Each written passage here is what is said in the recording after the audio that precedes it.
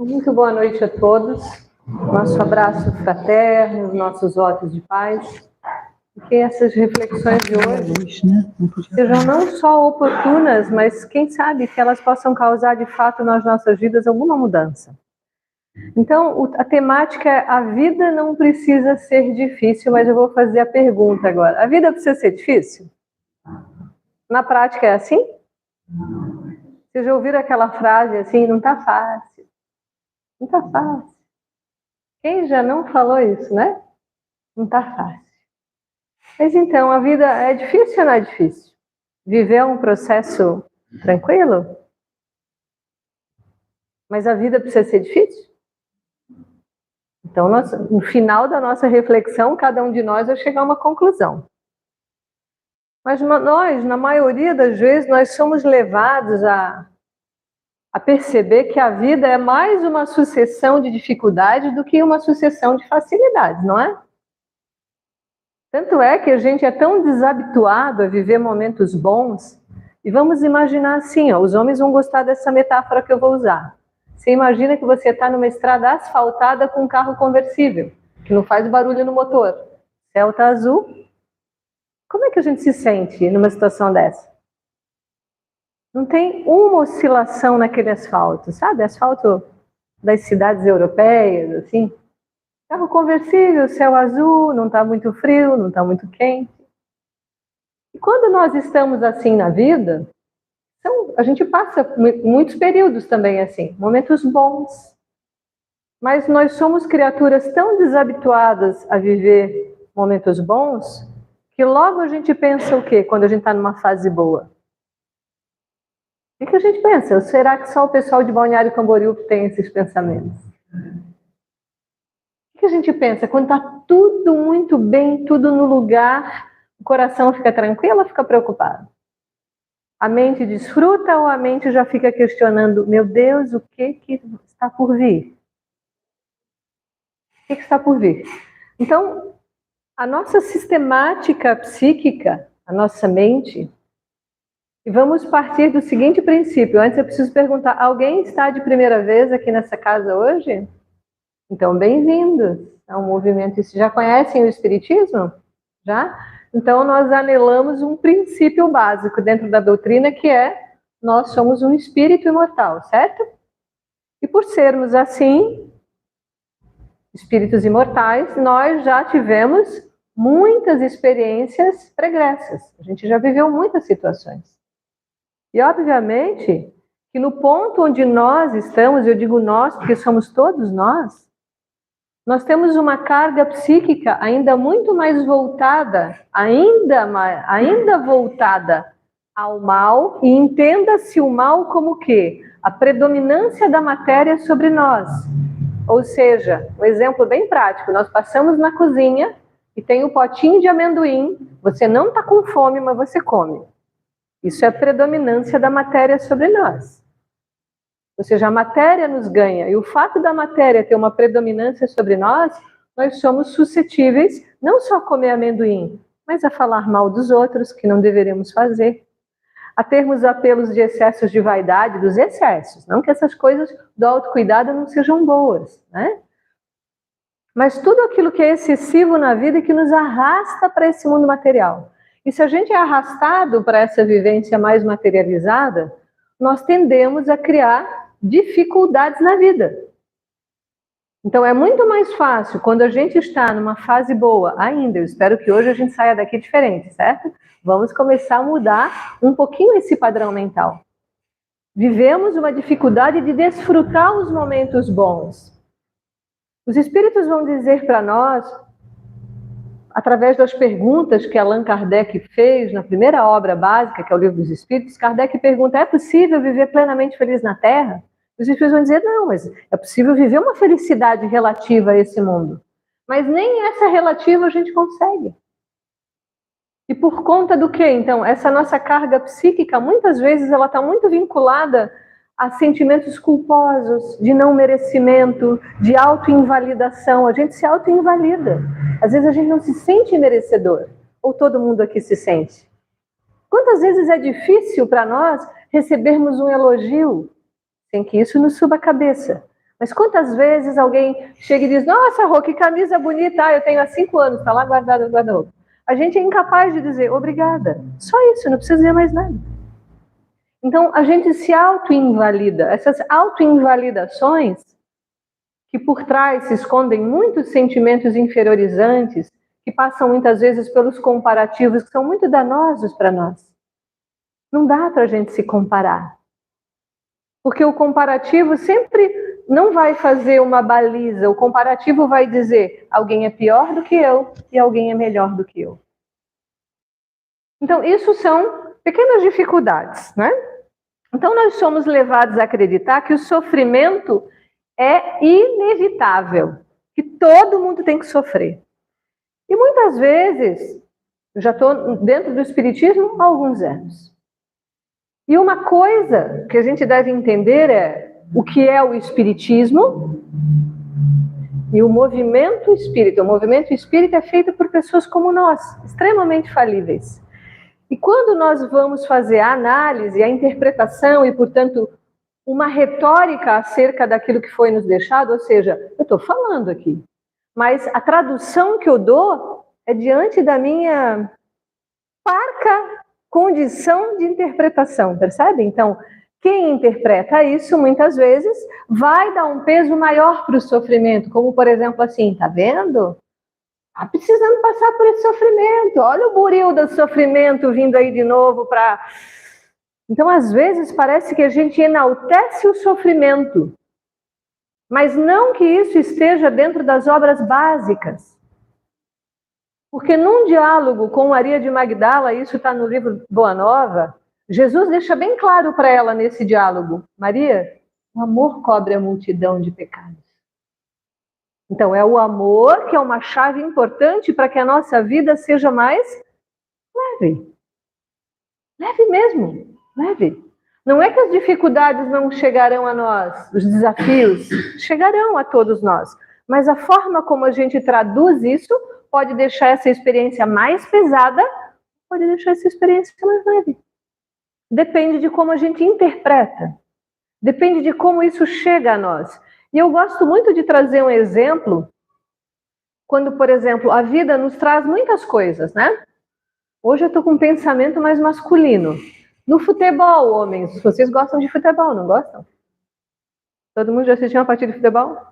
Então, o que tem nos campos opostos? A gente tem uma trave e uma rede que é bem ampla, né? Então, quando a bola entra na rede, o que ela faz? Ela bate e ela escorrega. Mas imaginem um bom jogador dando um chute que a bola chega a mais de 100 km por hora, não é? Imagina essa bola batendo numa parede de cimento, o que acontece? Ela vai bater e ela vai voltar com muita intensidade. Então, as nossas mentes são mais ou menos assim.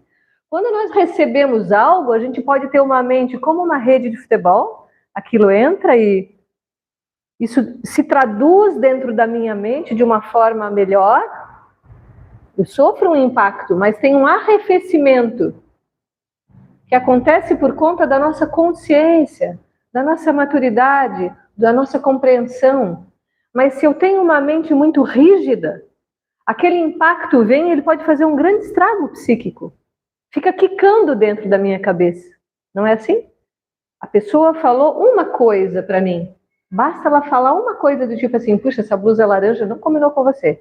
E eu fico pensando naquele pensamento o dia inteiro, 2 dias, 3.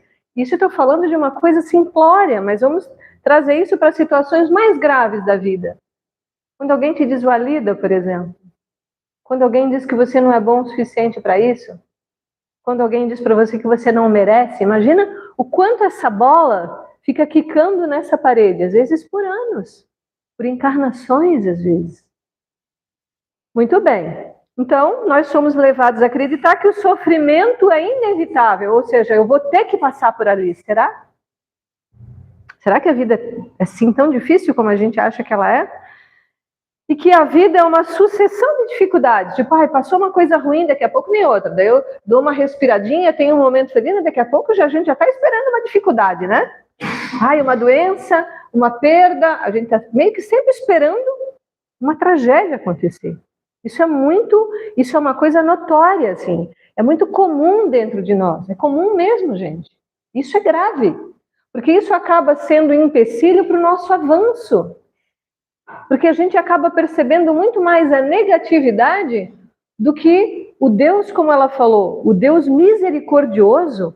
Deus não fica computando lá, deixa eu ver quanto de mal que a Rô fez. Ah, isso mais isso dá 10.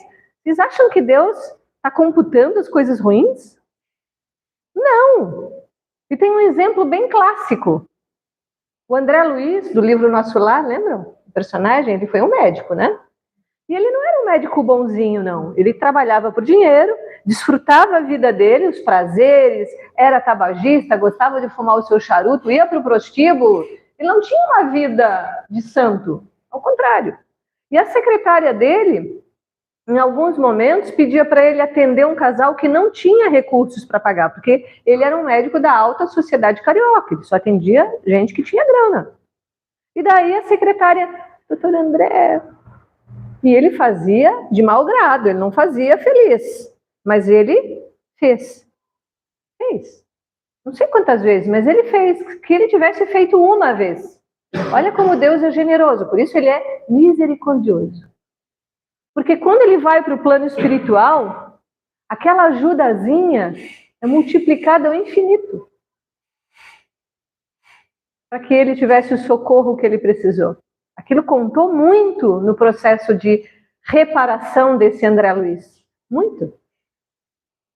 Então, olhem só, Deus não computa, ele não fica calculando quanto que a gente fez de maldade, mas ele olha para as migalhas de bem que a gente faz na vida. Deus multiplica isso ao infinito. Então, se a gente começa a fazer pequenas migalhinhas, no final de uma existência, a gente passa a ter um número substancial de ações que vão estar a favor de nós próprios em momentos que a gente vai precisar. E eu sempre brinco, será que a gente está fazendo a nossa poupança espiritual? Quem é que está fazendo a poupança espiritual aqui? A capitalização espiritual. Estamos fazendo o nosso investimento? Estamos ou não? Ou alguém não está fazendo ainda? Então, vamos fazer a poupança espiritual. Que é fazer o bem. Eu tenho que fazer o bem, eu não posso perder oportunidades. Mas como que a gente faz? De tantas maneiras, de tantos jeitos, de coisas tão simples, de coisas mais complexas. A gente não precisa ser a Madre Teresa de Calcutá, a gente só tem que não perder as oportunidades de fazer o bem. Depois a gente pode falar um pouquinho mais e aprofundar nesse aspecto em especial. Mas, no entanto, a doutrina espírita nos oferece uma visão diferente, uma visão de esperança e propósito, ou seja, todos nós viemos para esta vida por uma finalidade. E me recordo, assim, agora de pronto, eu tive um professor, eu fiz uma viagem para a Índia, um período para fazer estudos, e eu tive um professor que dizia assim, você não vê uma vaca com um chifre, na Índia tem muitas vacas e bois na rua, né? Ele brincava, você não vê uma vaca com um chifre para baixo e um para cima, com uma crise existencial no meio da rua. Ela não está nem aí para aquele chifre para baixo e para cima. E você tampouco vê a vaca na rua perguntando, meu Deus, o que eu estou fazendo aqui? Será que a vida é só preservar a minha vida, ter prazer? Será que tem alguma coisa mais? O animal não pergunta isso. Quem pergunta isso? É o ser humano. Então, quando Kardec diz que a nossa vida é uma vida de esperança e propósito, ele está dizendo que isso é do humano. O ser humano pergunta, o que eu estou fazendo aqui? Será que eu estou realizando a minha vida da forma como eu devo? Aí vocês podem pensar, mas como que a gente sabe isso? Vocês já se perguntaram? Como é que eu sei que eu estou de acordo com o meu propósito? Quem quer arriscar um palpite? Não é teste, tá? Não é teste. Como é que eu sei que estou realizando? Qual é a sensação interna que indica que eu estou de acordo com os meus propósitos? Bons. A harmonia. Mas traduz isso na interna. Quem falou? Paz. Calma. Esses são bons indicativos. Por exemplo, quando nós vamos tomar uma decisão na vida, e a gente está o tempo todo entre uma escolha e outra, certo? A gente sempre está decidindo. A começar no café da manhã, a gente já acorda e já pensa, vou comer maçã ou banana. Esse é o nosso livre-arbítrio, de acordo com a nossa consciência, né? Mas se eu sei que um alimento não é muito bom e eu opto por ele, o que isso vai fazer no meu corpo? Vai trazer um mal-estar. Então isso está de acordo ou está em desacordo? Desacordo. E isso é para tudo na vida. Tudo que eu escolho e que me deixa leve, sabe, dá aquela sensação pacificadora, dá uma calma aqui dentro, está de acordo. Agora, tudo que nos agita, tudo que nos incomoda, é como botar uma roupa apertada, a gente quer entrar numa coisa que não serve. Para um pouquinho. Porque a proposta espírita é uma vida em esperança, ou seja, esperança é uma luz que a gente vai acendendo todos os dias e que às vezes se apaga. Porque às vezes a gente acorda com a cabeça, com a mente muito dura. Tem dias que o coração está muito duro, não tá? Tem dias que tá, que é difícil levantar de manhã. Pelas várias situações que a gente vive. Mas é importante que a gente tome aquele fôlego e levante e comece o dia de uma forma diferente. Se esforçando para aliviar essa rigidez ou essa dureza, que pode ser uma ansiedade, uma depressão, a morte, a doença, um revés financeiro, tudo isso tem nome, mas que deixa a gente muitas vezes assim, contraído diante da vida. Então, a doutrina espírita vem para dizer, olha, além de todos esses sofrimentos, a esperança e propósito.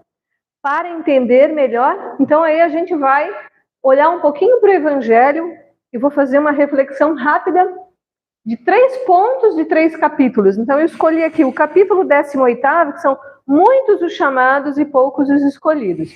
E aqui a gente vai entender como a lei de causa e efeito, ela influencia a nossa vida para ela ser mais leve ou para ser uma vida cheia de dificuldades, né? Então Jesus vai falar uma frase assim, ó. Ele diz assim, não adianta a gente ficar dizendo Senhor, Senhor, e ficar naquela vida de exultação e de oração, mas de não ação. Então, quando Jesus diz que todos são chamados, mas poucos estão dispostos, ó, a arregaçar as mangas e fazer algo de fato. Então, a vida contemplativa, ela é muito boa em alguns instantes. O momento da contemplação é aquele momento onde a gente até exulta, né? A gente exulta diante, por exemplo, o maravilhamento de ver um céu, de ver uma planta, de ver uma criança, de ouvir uma bela música, isso exulta. Mas a gente tem que trazer esse sentimento para a nossa vida prática. Senão a gente fica aquela pessoa que só reza, só ora, só observa a natureza, só exulta, mas não traz isso para a vida prática. E aí nossas ações têm consequências diretas sobre a nossa vida. Tudo o que a gente faz mentalmente, emocionalmente, verbalmente e com todos os nossos sentidos numa ação corporal total. Então, toda essa ação vai dar um retorno para nós. Então, a gente vai começando a perceber, quando a gente vai mergulhando e compreendendo as leis de Deus, que nós não somos vítimas, mas nós não somos favoráveis às injustiças. Porque senão, falando dessa forma, a gente não acolhe aquele que sofreu uma agressão, por exemplo, ou uma violência. Não é disso que eu falo.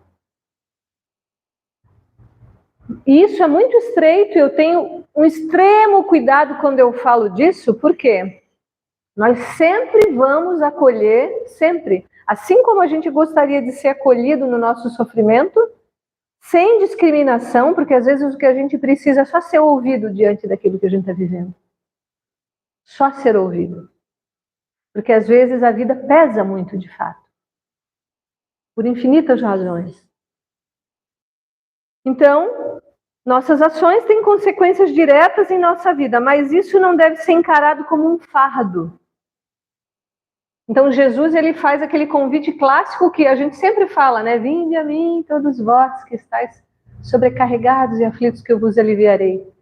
Porque o meu jugo é leve e o meu fardo é suave. Aprendei comigo que sou brando e manso. Então, o que Jesus está falando? A nossa vida é pesada ou não é pesada? Por que a vida é pesada para nós? Porque, primeiro, a gente não tem maturidade espiritual. Nós não somos um espírito tão evoluído assim para compreender esses processos. Mas Jesus diz, se você está sobrecarregado e aflito, vinde a mim. Então ele está dizendo que muitos os chamados, poucos os escolhidos. Está falando, então, primeira coisa, levanta desse lugar onde você está e faça um movimento diferente. Dê um passo em direção a mim. Porque você vai aprender comigo como ser leve. Você vai aprender comigo como ser suave. Aí como que a gente aprende? Lendo muito sobre a vida de Jesus. Aonde que está isso? No Evangelho. Como que ele reagiu diante dos embates? O que ele fez? Ele foi reativo? Ele xingou? Ele acolheu o diferente? E vejam só, há poucos dias atrás, a minha filha mais velha fala que tem uma conversa com uma amiga que é evangélica. E dentro do segmento desses nossos irmãos, muitos evangélicos, eles têm o hábito de dizer que quem não está dentro daquele segmento não vai ser salvo. É isso que a gente escuta, né? E nós nunca vamos gerar um embate como espírita, certo? A gente escuta. Mas eu achei tão brilhante o que a minha filha falou, mas eu nem disse para ela não ficar muito vaidosa. Mas foi brilhante a resposta. Eu não daria aquela resposta ali. Então ela disse para ela assim, mas Jesus, quando ele veio, ele não veio para todos? Por que ele veio só para os evangélicos agora? Né? Porque a época dele, ele veio para o ateu, para o samaritano, para o judeu, para o doutor da lei, para o cobrador de impostos, para a prostituta, para o leproso. Ele veio para todos. Se ele veio para todos lá atrás, por que ele viria só para um grupo agora? Que sentido tem isso?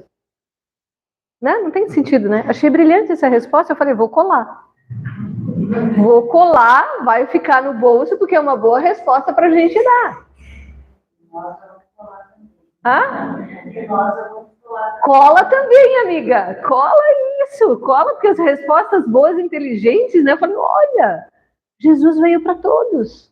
Então, quando ele faz esse convite, ele quer nos ensinar. E esse é um grande ensino. Ele veio para todos. Ele não discrimina ninguém.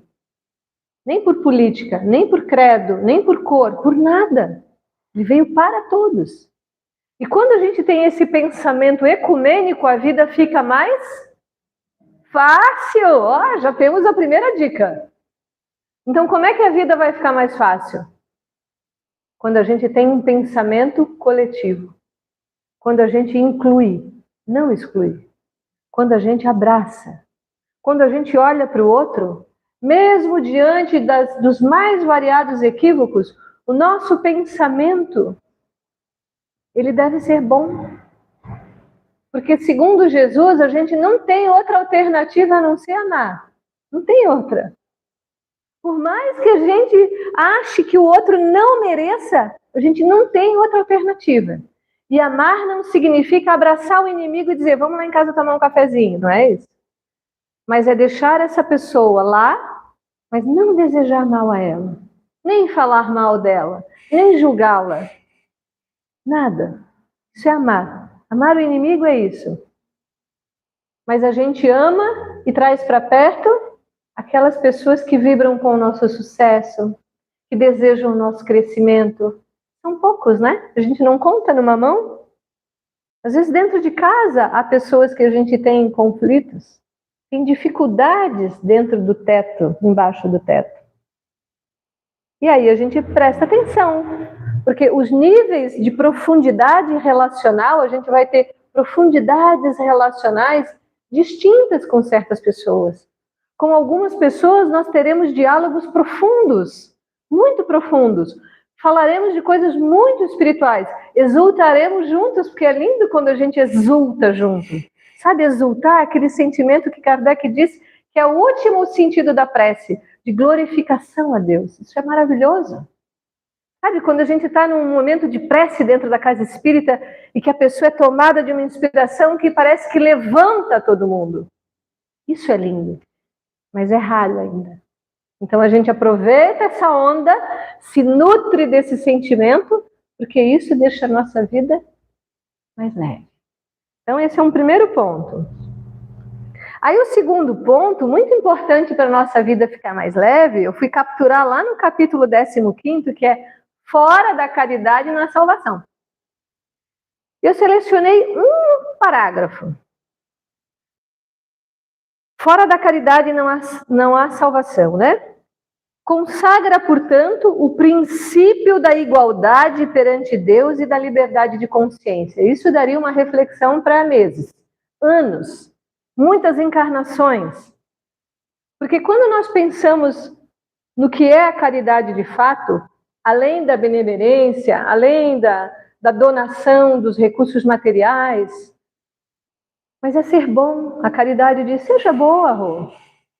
Seja bom, João. Seja bom, Pedro. Seja bom, Antônio. Seja bom, amado. Ser bom e ser caridoso. Ser paciente quando alguém falha, porque a gente precisa dessa paciência diante dos nossos erros. E a gente precisa de perdão, de auto-perdão. E resolvendo dentro de nós essa consciência culpada, muitas vezes, essa consciência de invalidação, nós precisamos limpar isso. Isso é caridade. No sentido mais profundo, que requer de nós muita reflexão sobre isso. Não é uma coisa fácil isso. Porque não passa só por uma simples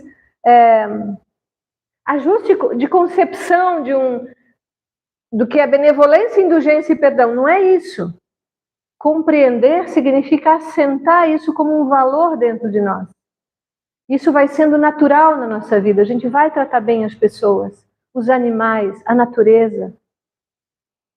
A gente vai se tornando incapaz de fazer o mal com o tempo. Isso é caridade. Então, por que consagra o princípio da igualdade? Porque eu não olho mais para o outro e vejo uma pessoa diferente de mim. Eu acho lindíssimo quando São Francisco dizia, irmão Sol, irmã Lua. Nem com os astros ele via diferença. Olha que elevação, né? Porque, vamos imaginar, nós estamos imersos, segundo André Luiz, Emmanuel e Leon Denis, eles coadunam em expressões diferentes, né? Quando a gente fala desse fluido cósmico universal, que transporta todas as vibrações dos nossos pensamentos por toda a parte do universo e de todos os universos que a gente nem faz ideia que existam. Nós somos seres vibráteis, porque nós somos espíritos. A gente pode estar por hora aqui, ó, encapsulado num corpinho físico, mas o nosso pensamento, ele vibra. Ele é vibrante, ele é pulsante, não tem... Se a velocidade da luz está praticamente a 300 mil quilômetros por segundo, que velocidade tem o pensamento? Instantâneo. Então não há diferenças. Porque perante Deus, não importa se é a planta, se é a pedra, se é o bicho, se é a ave, se é o homem, nós somos todos obras de Deus. Então nós somos lembrados que o amor e a caridade são os meios mais eficazes para aliviar os nossos próprios fardos. E quando praticamos o bem, isso retorna a nós de forma natural e multiplicada. Quando a bondade é praticada em nossas ações, há mais leveza. Então a caridade é um convite a ser bom, dentro do que a gente puder. Dentro do que for possível ser bom. Eu sei que às vezes é difícil, às vezes a gente vai para o trabalho e tem dificuldades lá dentro, né? No meio de trabalho.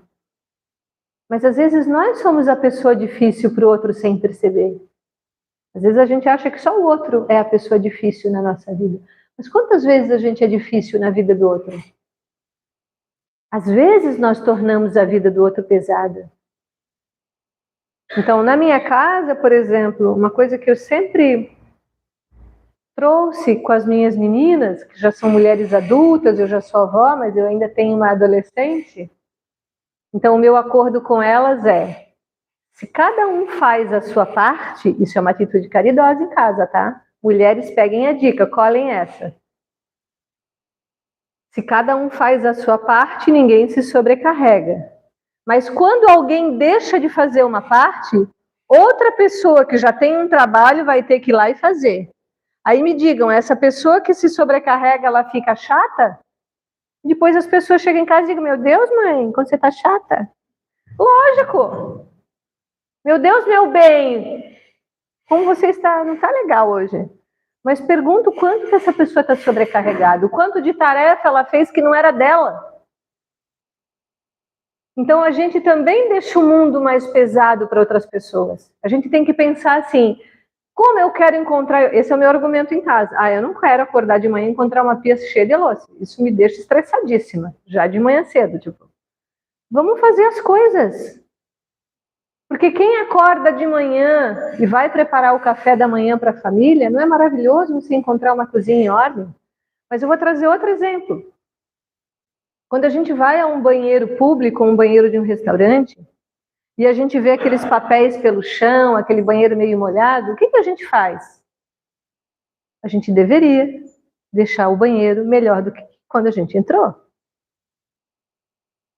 É isso que a gente tem que fazer. A gente tem que secar aquela pia. Se tem um papel no chão, junta.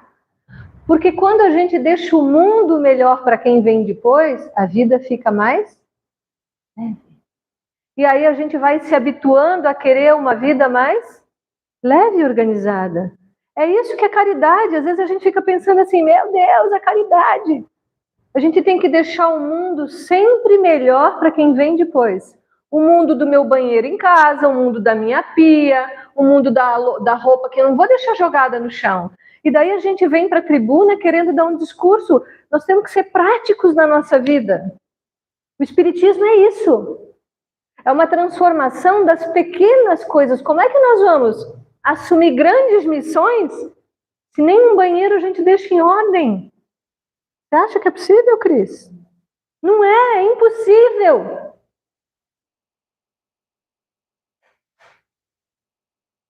É impossível. Então, isso é caridade. Eu tenho que deixar o mundo sempre melhor. Eu não posso ser um problema na vida de ninguém. Não posso, a gente não pode. Nesse momento que a gente está aqui fazendo essa reflexão, a gente tem que ser mais vigilante com a nossa mente, parar de vigiar a vida alheia, para de olhar para o outro, ficar comparando. Olhe para a sua mente. Nossa mente tem que ficar mais leve, nosso coração tem que ficar mais leve, tendo como a nossa inspiração sempre Jesus. E no capítulo 10º, e eu vou confessar que eu tenho uma predileção, né? No capítulo 10º, não, é o capítulo 5º, é bem-aventurados os aflitos, eu gosto muito desse capítulo. E eu selecionei uma frase, uma. As provas são necessárias para o nosso progresso, certo? Então, nós vamos ter provas? Vamos. Então, lá no Evangelho, tem uma situação assim, onde o Espírito vai dizer, muitas vezes nós pedimos algumas provas. Só que daí a gente não se empolga. No plano espiritual, a gente está lá, conferindo o nosso planejamento reencarnatório, daí eu chego lá para o mentor e digo, mentor, eu quero nascer sem um braço, vou nascer com um defeito na perna. Daí o mentor só fica olhando com aquela cara, assim, tipo assim, vai se empolgando, né, querida? E ele vai anotando. Mas na hora de fazer o programa reencarnatório, ele vai dizer assim, Rô, você vai nascer só com a unha encravada, que já vai ser suficiente para você reclamar a vida toda. Então, os mentores espirituais, é verdade, eles balizam de acordo com o que a gente tem condição de viver. Eles não vão nunca dar a mais. Mas a gente pode dizer assim, tá, mas eu quero fazer uma tentativa então vamos botar 2 unhas encravadas. Daí ele, tá, tudo bem, então tá, vai. E aí a gente tem a possibilidade de passar pela prova ou não. Mas aí a gente pode pensar, então quer dizer que tudo aquilo que eu faço eu tenho que passar? Não é bem assim. Porque o ajuste é sempre em relação à lei divina. Nunca é pessoal, nós tornamos pessoal.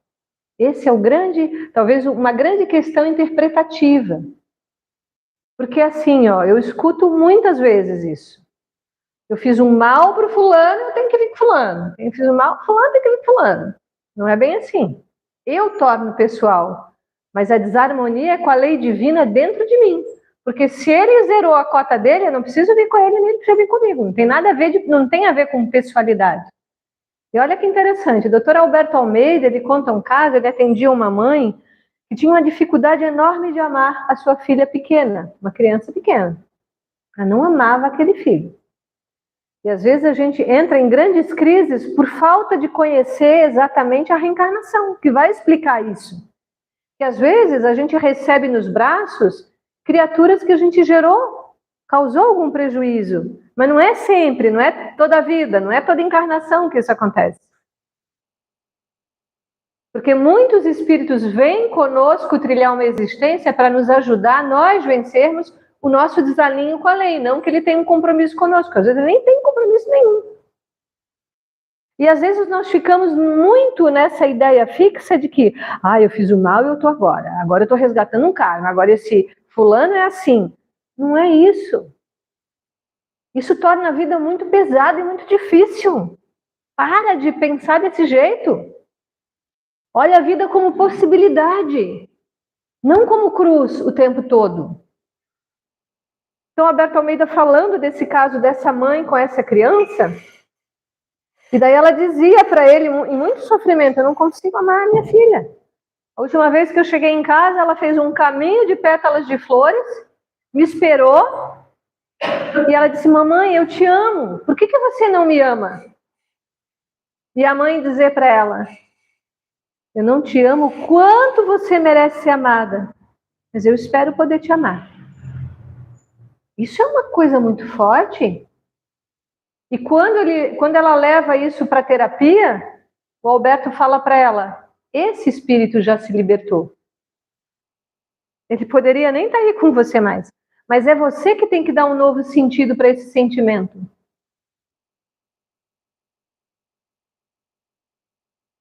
Isso é muito profundo. Então, que sentido eu estou dando para os sentimentos que eu tenho em relação às pessoas que eu tenho na minha vida? Eu estou tornando isso mais leve? Ou estou tornando isso mais pesado? E principalmente quando a gente vai gerando culpabilização. Eu sou assim por causa do pai, eu sou assim por causa da mãe. E a gente fica um adulto e ainda fica lá. Vai fazer terapia então, vai fazer mais atendimento fraterno, vai fazer mais prece, vai meditar, vai resolver isso dentro de você. Porque Jesus diz, é importante que a gente se reconcilie enquanto a gente está na jornada. Porque não é fácil juntar pessoas numa encarnação, é uma coisa muito complexa. E aí, nesse capítulo, Kardec, vai trazer uma frase dos Espíritos, essa daqui é para a gente apertar o cinto. Contentai-vos com as provas que Deus vos manda e não lhes aumentais o volume. Às vezes a gente aumenta. Nós aumentamos o volume das provas. Vou repetir, contentai-vos com as provas que Deus vos manda e não lhes aumentais o volume. E tem gente que gosta de carregar o mundo nas costas. Não satisfeito com os próprios problemas, quer resolver o problema de todo mundo. Do primo, do parente, da terceira geração para trás e quer resolver. Nós viemos nos resolver. Nós viemos nos transformar. Porque se a gente se transforma, a gente deixa o mundo melhor para quem está ao nosso redor. Mas se a gente quiser resolver o problema do fulano, do cicrano, do beltrano, nós não resolvemos a coisa mais importante que somos nós próprios. E a vida vai continuar difícil. E vai continuar complicada. E eu sempre falo, a gente tutela os filhos até uma idade. E a gente encaminha eles para a vida para eles terem a experiência que eles precisam ter. Deixando sempre a porta aberta. Mas sempre traçando bem um limite saudável de relações de respeito. O espírita não é permissivo à violência, certo? Não somos permissivos à violência. A gente escolhe amar o outro, mas Não dê vazão para o desrespeito. Não pode perder o respeito pelo pai, pela mãe, pelo amigo, por aquele que veio antes, pelo mais velho que está num lugar mais alto. Então, isso torna a vida mais fácil. E para que a gente vá concluindo, então a gente já entendeu aqui que nós temos várias práticas para a semana, hein? Isso já vem complicar a vida de vocês hoje. É botar em prática para a vida ficar mais leve. A ideia é, o que eu posso fazer para a minha vida ficar mais leve hoje? Tantos exemplos eu trouxe aqui de coisas que nós podemos colocar em prática. Não pensem sobre isso, mas vamos trazer para a vida isso. E para que eu chegue a um fechamento, vou contar uma história de um jovem que todo mundo olhava para ele e desacreditava que ali poderia nascer uma pessoa boa, sensata, equilibrada. Era um jovem da pá virada, como dizem, sabe? Ninguém acreditava que era possível. E eu tinha um mestre que era uma pessoa muito bondosa e muito amorosa. Os pais não deram jeito, os professores não deram, ninguém deu jeito naquele jovem. Então falaram, olha, mestre, está aqui a criaturinha, ele é difícil. Ele é maldoso, ele bate, ele é violento, ele briga, ele fala mal. Eu acho que topou o desafio. E com o passar do tempo, né, porque todo mestre é paciente, né? Porque um mestre de verdade, ele consegue olhar para além de todos esses nossos desatinos, ele vê em nós aquela luz do nosso coração, a bondade, porque todos somos filhos de Deus. E esse jovem foi se transformando ao longo da sua vida. E se tornou uma pessoa de tanta beleza espiritual, de tanta sensatez, de tanta bondade, de tanta benevolência. Se transformou, ele era outra pessoa. Quando viam, diziam, meu Deus, não é aquela pessoa. E não era mesmo. E um dia eles foram fazer uma caminhada, e nesse caminho, esse jovem ele foi espetado por um espinho venenoso. Bem doído, venenoso. Irradiava uma dor pela perna, e ele não entendendo muito bem, o mestre já mais idoso levou o jovem para a beira do caminho, sob uma sombra de uma árvore, e daí o mestre pegou algumas ervas, foi pensando nas mãos, apertando, e colocou lá, tirou o espinho, ficou cuidando, e daí o jovem começou aquela lamúria, né? Mas mestre, por que isso vai acontecer comigo, né? Eu estou tentando, olha como eu estou me esforçando, qualquer semelhança é uma coincidência. Mas olha eu aqui de novo, vivendo essa experiência. E daqui a pouco passa um ladrão no mesmo caminho e acha uma moeda de ouro. Muito perto de onde ele foi espetado. Aí que ele ficou indignado.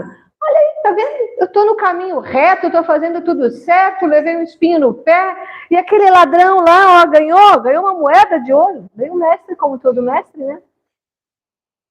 Não concordava, né? Daí ele falou, como a gente fala.